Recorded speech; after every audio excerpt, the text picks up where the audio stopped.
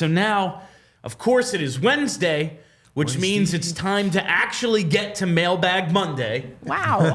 You guys We've answered 3 questions in 2 days. Proud of you, both. 3. So we're gonna get to it's kind of just it's a grab bag here with the mailbag, just all sorts of different potpourri, things. if you will. A potpourri. That's excellent.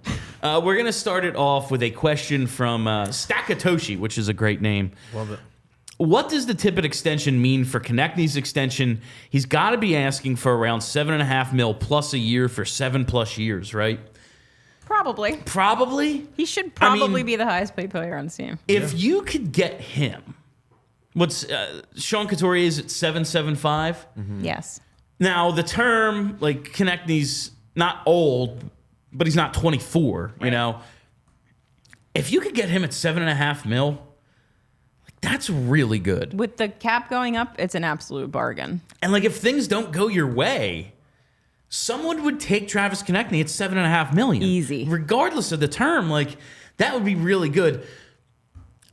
Do you think he's an $8 million player?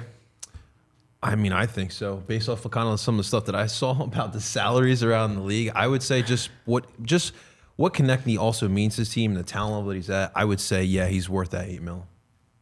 Sometimes I think in the NHL, it's more about like looking at the individual team than it is like the full market, especially for players that are going to get re-signed before they hit the market. This is coming from a Maple Leafs fan. That makes sense. Yeah. Like, he's he's best. worth 11 to our team. Right, exactly. He's the best player on the team. Yeah. And I think that, like, symbolically, what you have to do is pay him like the best player on the team. And then you have to hope that he remains one of the best players on the team for the length of the contract. The problem with Konecny is that right now, if he hit the market, someone would absolutely give him 8. Yeah. For sure. That's open market. He's definitely getting 8, right? Easy.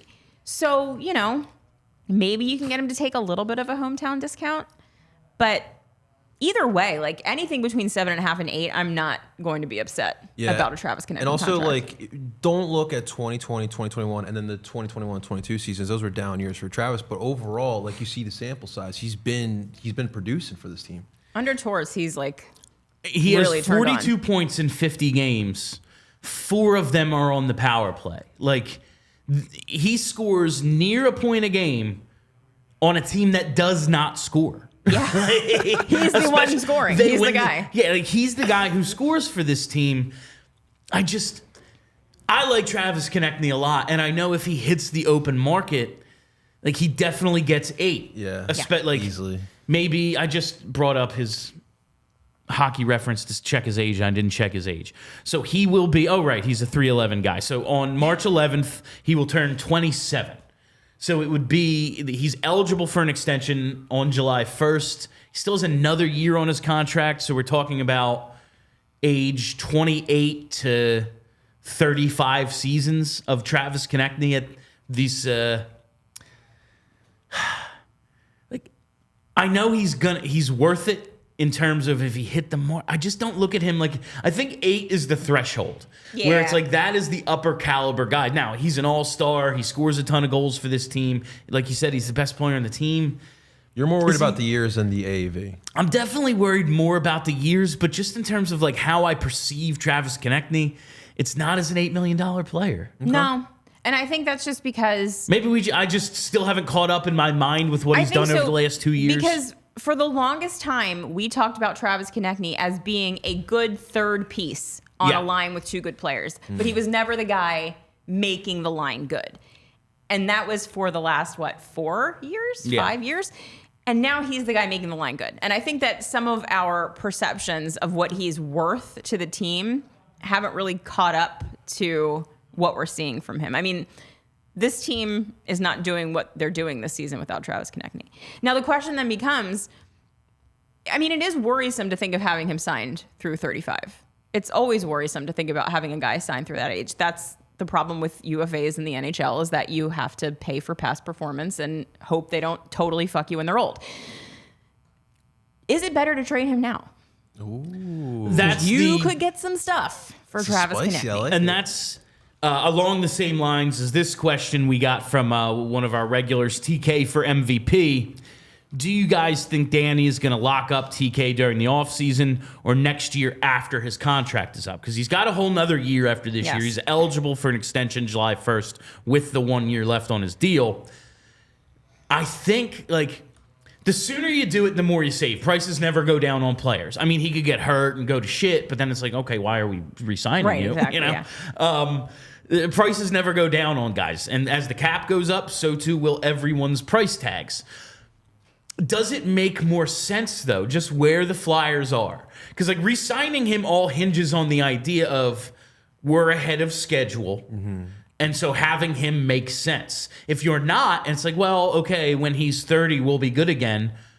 What the fuck are we paying for? Like, and the then maybe it doesn't make sense. So do you almost have to wait based on where the team is? Because the thing, like, it was feeling very ahead of schedule the first half of the season. And now with the goalie situation blowing up, like, that being so up in the air, the being ahead of schedule thing, I'm not 100% sure on it anymore. I also wonder if it's, like, very telling. Like, do they value, because, like, Owen Tippett got signed first. Like, do they value Owen because he's younger and what he's producing now compared to TK? Because I would assume that they would try to, if they really do feel like TK's part of his future, they would lock him as soon as possible, because the last thing you want to do is the end of his contract, you let him go for nothing. I would be surprised if it comes down to July 1st, 2025. No and way. TK is leaving for nothing. He's either going to have an extension before that or be traded.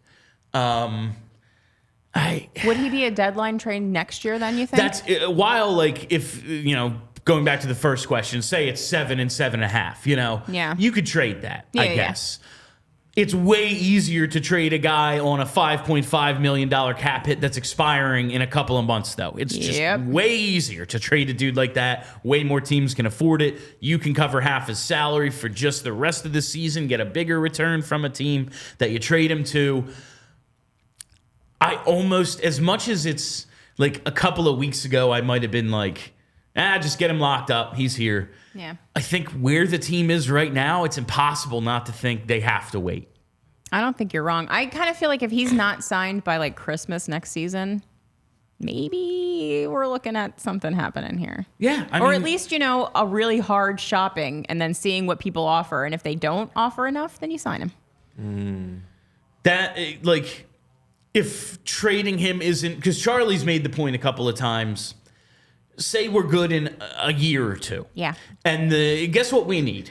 Travis Konecny. Yeah. And then you got to go trade for a dude, like a player just like a dude you already had, and it probably wouldn't have cost you as much. You're not like, wrong. As the cap goes up, like, oh yeah, well now we have to go. We could have had this guy for 7.5, 8, and now it's 8.5 for a guy who isn't Tortorella's boy. It's a fair point. Like, and always happens. I mean, like, I feel like Konecny's game, sort of like Giroux, like, I feel like he can age into still being good. Like, he's not Mike Richards.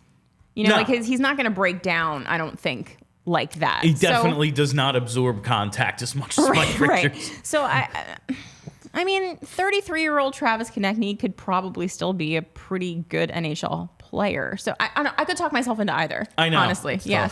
I'm like, it still might make the most sense to trade him next, like, deadline. Like, that still might be the thing that makes the most sense. Yeah. And because of that, I think they wait to re-sign him. Danny's going to do it July 1st now. Right. Just like, oh, yeah, well, today is the day, and it's done. All right, let's move on to Notorious PIG. I like it. Yeah, it's always a good one from him. Atkinson has scored some goals lately, but they have all been net front/dirty goals. Is there still concern that he is not scoring on the rush or from other areas? Okay, so has Atkinson fully rebounded? No. However, he really just had to start scoring goals to just mentally get himself right. And that's happened. And so now, like, you know, I'm sure it'll come back. Whole team's been asked for the last 5 games. It's all that we can remember. It's difficult to it's difficult to be like, well, he's a problem. Like, he was, and they were winning. Now it's like, well, he's not their biggest problem, and the whole team has been bad. I I think just scoring it all for him Goals are goals, makes it baby. at least possible that I don't think they're going to be able to trade him till the offseason anyway. no. I don't think this is a mid-season thing for anybody. But now I think it's just you might be able to trade him and retain some salary. Even if you don't get that much back, you open up the roster spot, open up half the cap hit. That's fine.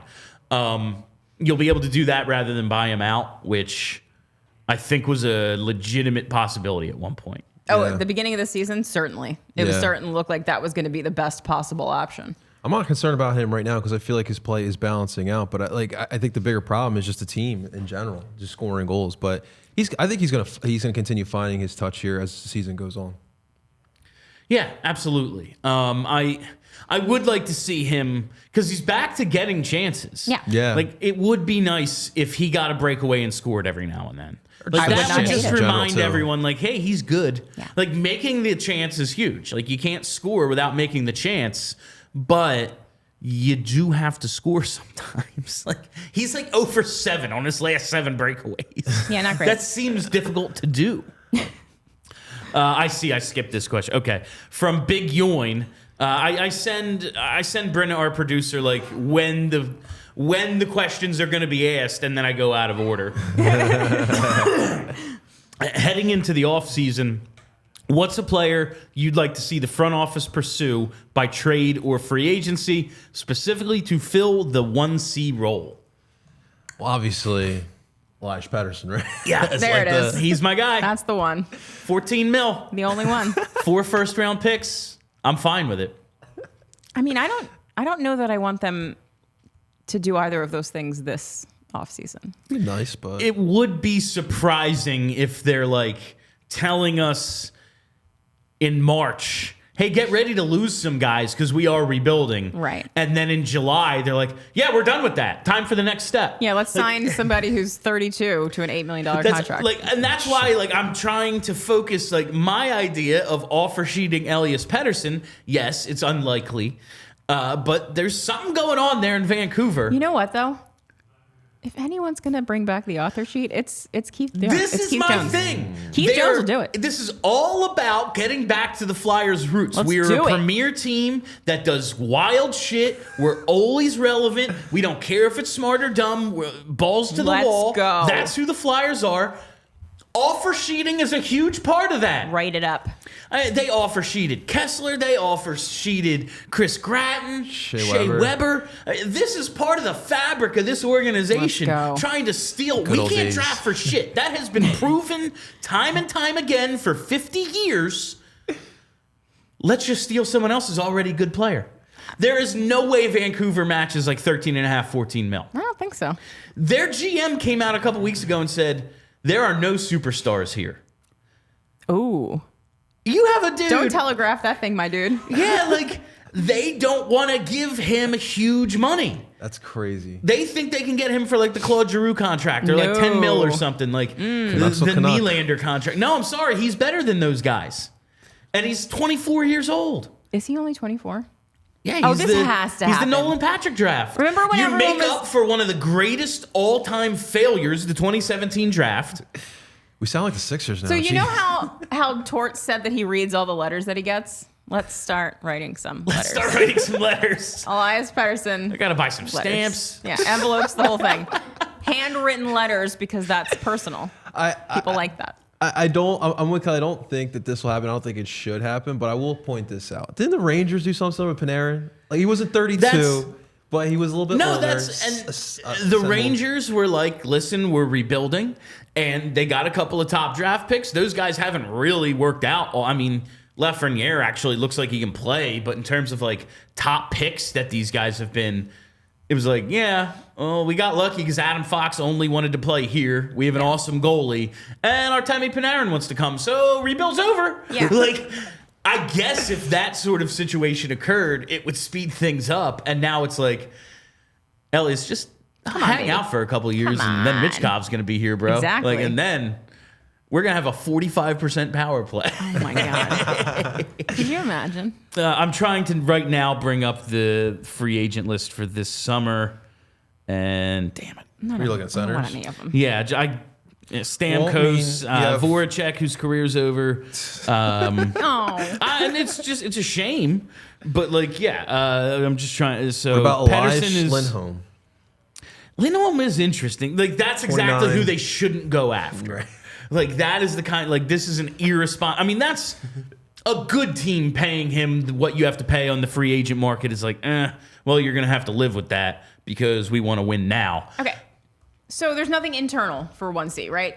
Definitely don't have it because William Gauthier sucks.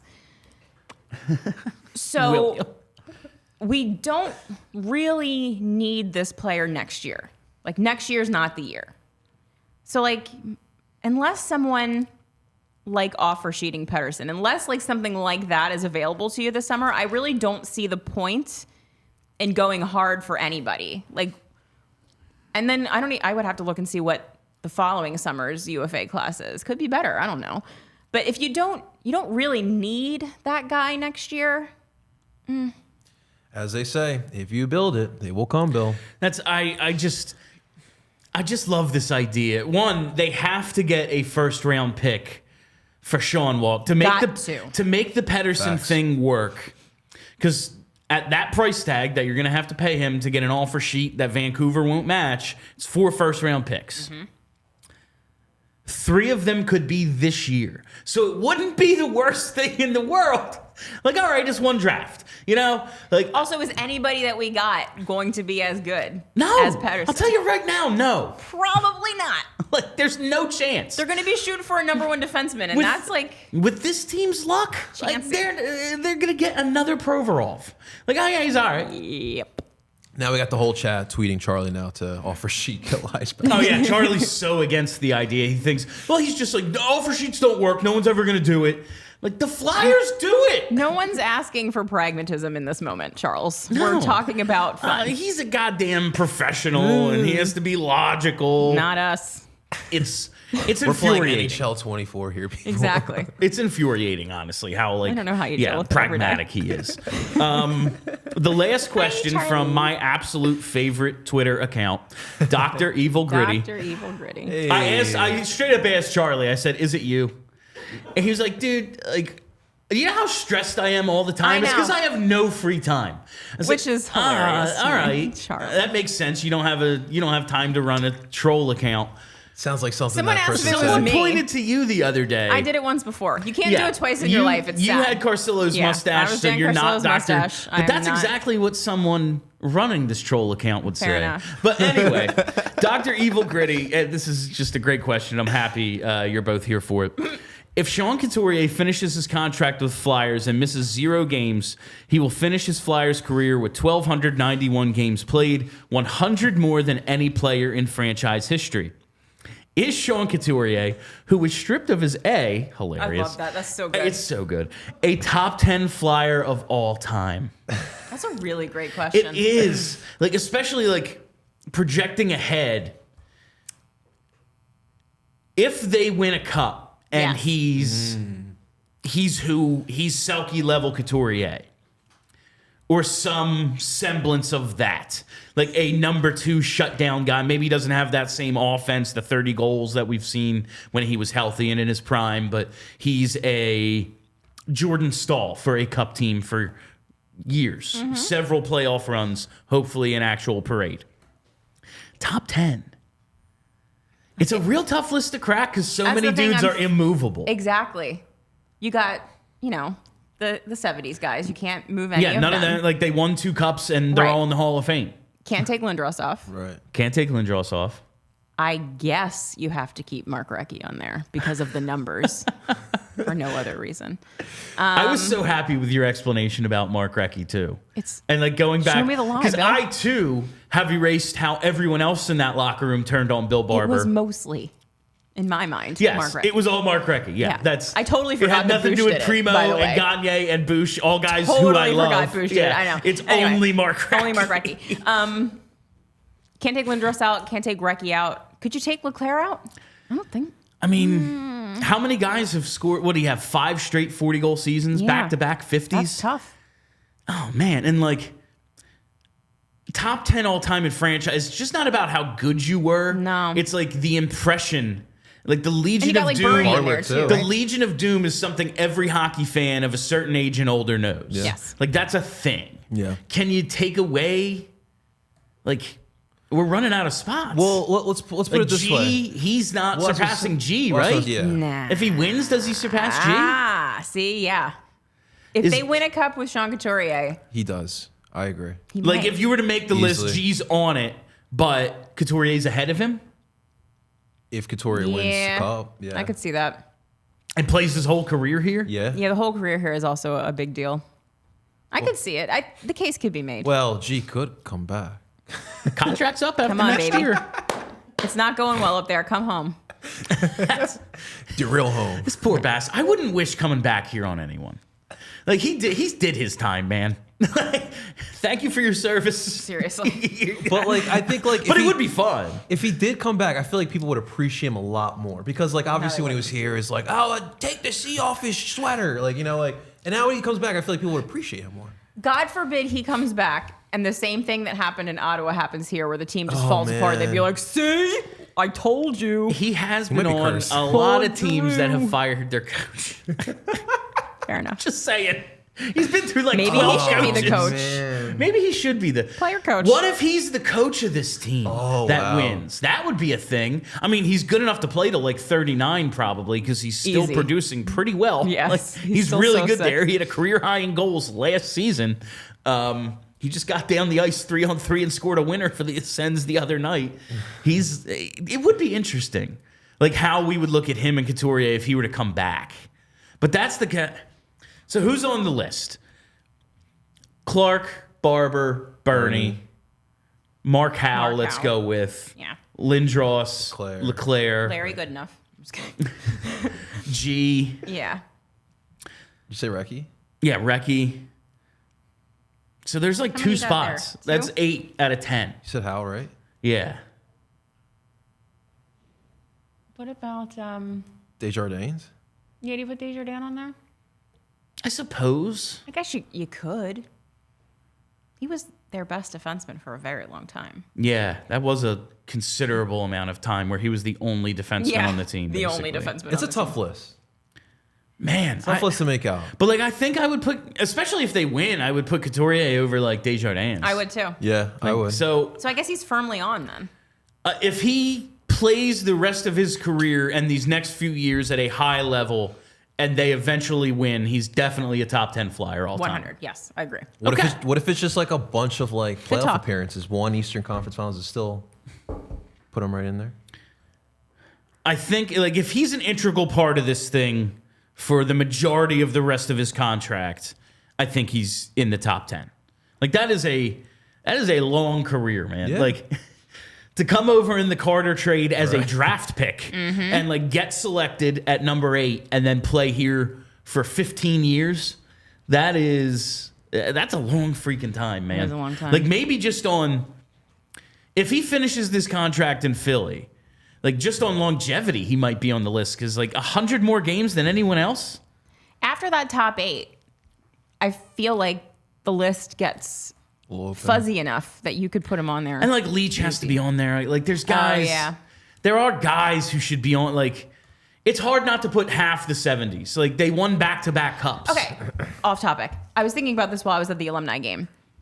Don't you think it's weird that all of those guys aren't in the Flyers Hall of Fame? Yes. Like, why wouldn't all of them be in there? I don't know. They should all be in there. Keith, I know you're Like, listening. Little by little, I guess. And that's like Put them in. Like I said, like Leclerc, not even just how good he was, but what he meant. Like the Legion of Doom is Yeah. a thing.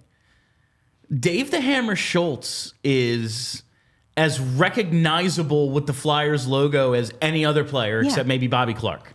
Like in terms of recognizability, he might be ahead of Bill Barber. You know, Oh, I, would say think so. so I for would say like so. just casual like fans name, for sure. go up to someone in the street and say, "Name a Flyer." Yes. I bet you Schultz's name comes up before Barber's for a lot of people. Because I he agree. was like majority that, of people. He was that mentality. He Yeah. brought that Broad Street bully. So They should all be in there. I'm just. it's just a tough list to narrow down because of the criteria. Yeah, it's But a very amorphous. I think criteria. if he's like the all-time leader in games played, He's gotta be. and things don't go to absolute shit, and he's only out there because we're paying him anyway. like he makes the list. I agree. HG's throwing some goaltenders in here. Pelle Lindbergh, Hextall. I don't think Hextall's on the I list. just don't think either of them played like Pelle did not neither of play. them had Pele long put enough. on the list for like Memorial, but that doesn't count. Yeah, like if he played his whole career here and as good Maybe. as he was, Yeah. when he started, then sure. But his career tragically cut Right. short. Ron Hextall, he gets traded and comes back a few years later. Like maybe if he's there the whole time, he's on the list. There's a lot of guys like Hextall where if they had won a cup here, I think you put them on Yeah, the like list. if he beats the Oilers in '87, he's up there with Clark and Bernie. Right. Like, But he did not. He did not. He won a Conn Smythe despite not winning the cup. That's really difficult to do. Yeah, good for him. So I guess, but I don't quite think he makes my top 10. Does his general manager tenure taint it for me? Because I did love Ron Hextall. I liked him too. I don't think it does. I don't think player only he makes it. We all silly like the mayor.